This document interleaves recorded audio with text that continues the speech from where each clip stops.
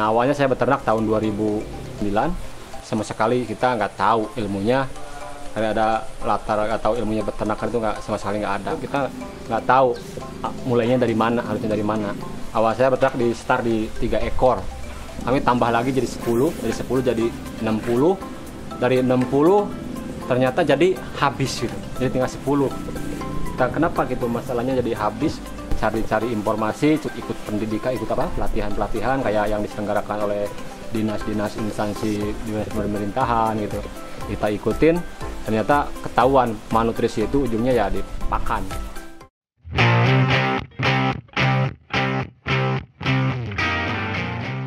Waktu pas tahun 2013 kita putuskan mulai peternak itu, saya start lagi, balik lagi start lagi 10 teman, kita fokusnya di pakan.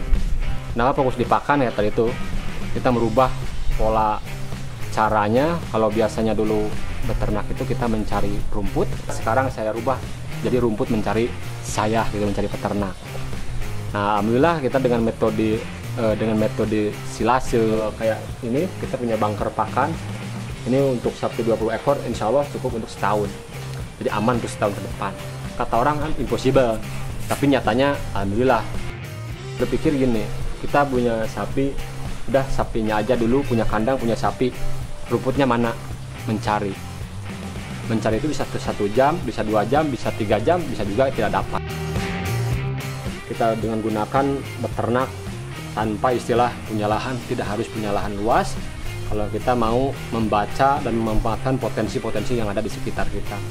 Nah, yang kita terapkan, jadi kita kolaborasi. Kalau si A nggak bisa beternak, tapi dia mungkin kan bisa juga nanam rumput atau nanam jagung.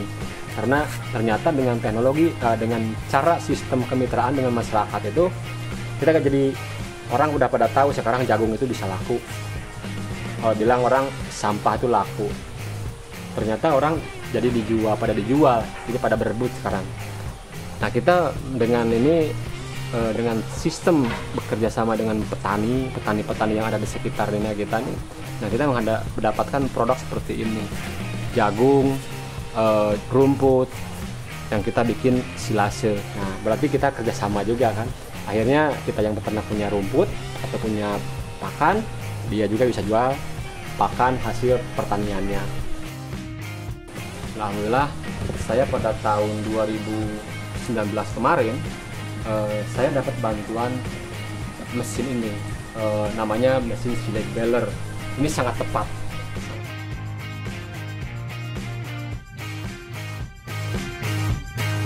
Saya juga ucapkan terima kasih ke pemerintah, terutama ke Departemen Peternakan, Kementerian Pertanian Peternakan.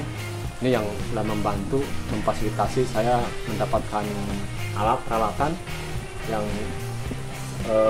ini sangat-sangat membantu sapi kita akan berkembang. Swasembada pakan, swasembada susu, swasembada daging, insya Allah tercapai. Dengan teknologi silase ini kita bisa aman, tidak ada istilah musim panas, musim hujan, musim apapun, ya itu kita nggak usah ngeluh-ngeluh lagi gitu. Silasenya ada yang pakai yang jagung tok, tebun jagungnya aja. Ada juga yang kita silase yang jagung utuh gitu.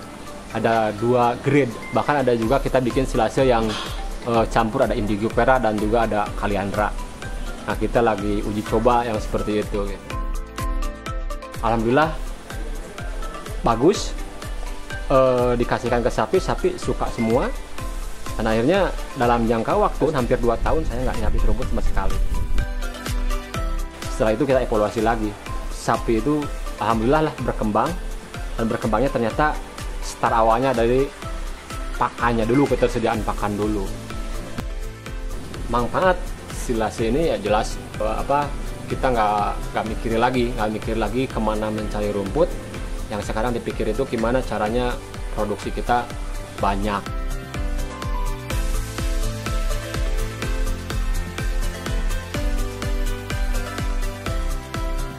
Nah, ini kita berharap ada Pak Ahmad yang lain di lokasi yang lain, supaya betul-betul pakan ini menjadi bisnis begitu, menghidupkan roda ekonomi di daerah, atau diolah dalam bentuk silase, disimpan, untuk ketahanan pakan di masa-masa musim kering.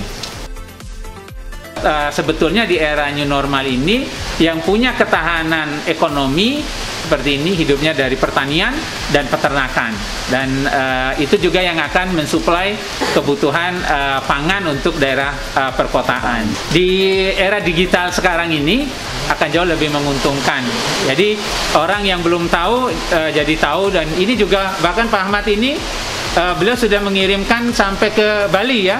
Nah, sampai ke Bali nih produknya. Teman-teman di wilayah yang lain, ayo kita berpacu untuk menyiapkan diri kita dalam rangka penyediaan pangan untuk masyarakat secara luas.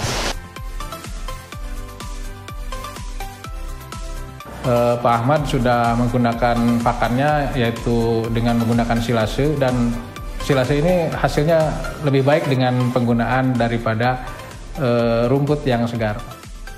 COVID-19 tetaplah kita mah bekerja, Pak, bahkan malah tambah giat. Kalau kita sebagai peternak berhenti misalkan, ya mana ada susunya, mana ada dagingnya.